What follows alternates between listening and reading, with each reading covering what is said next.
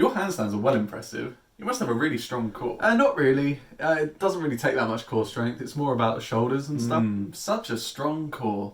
I'm gonna go do some crunches. One thing that interests me about people who don't do handstands is how much they assume it relies on core strength. Don't get me wrong, there are certain things like presses which do require a level of core strength to perform. But for the most part, your shoulders are doing the work. You do need to have the ability to align your core, and that takes a level of control, but not so much strength.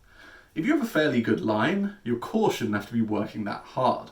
To understand what I mean without having to get into a handstand, try just standing up. Maybe put your arms in the air and move them around.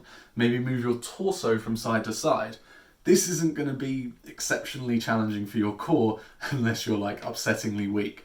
But what you will feel is as you move around, you'll feel different weight distribution in your feet. You'll maybe feel different muscles in your legs activating to keep you balanced.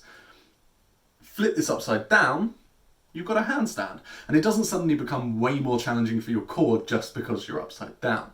You could make an argument that it is harder because your legs are longer than your torso, so your core is fighting against the longer lever, but it's still not massively more difficult.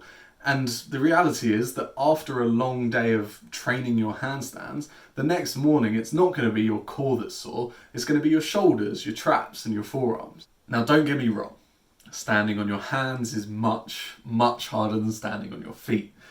Your feet and your legs are meant to be stood on. You've practiced walking and standing for years and years to the point where you don't even bother thinking about balance anymore. Which makes sense when you consider that in a handstand, your shoulders are essentially pretending to be glutes. Your upper arms become your thighs, your forearms are your calves, and your hands are trying their very best to be feet. Which makes it clear why handstands are way harder, because your legs and your feet are just way more powerful than your arms and your hands. So why does it matter? Why do I care if handstands work your core or not? The people who say this, they don't know, they don't care, they're not doing any harm. And that's true.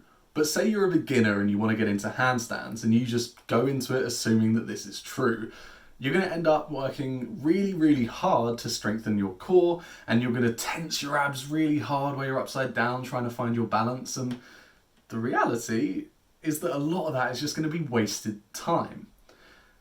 Core strength is a great thing to have. Hollow body holds are awesome for teaching your body what a correct line actually feels like. But the reality is that hollow holds are dramatically more difficult for your core than actual handstands. So maybe some of that time that you would dedicate to hollow holds should be put towards strengthening your shoulders, doing things like wall walks and shoulder shrugs and just endurance holds against the wall. Maybe next time that you're struggling with your handstands, instead of going and trying to find the new best core exercise that's going to help you improve your alignment, try just working on strengthening your shoulders and see if that helps. Thanks for watching. Maybe this helped, maybe not. Maybe you thoroughly disagree with me. If so, just let me know in the comments. Subscribe if you like the video. If you're interested in coaching, there's a link in the description, and I'll see you soon.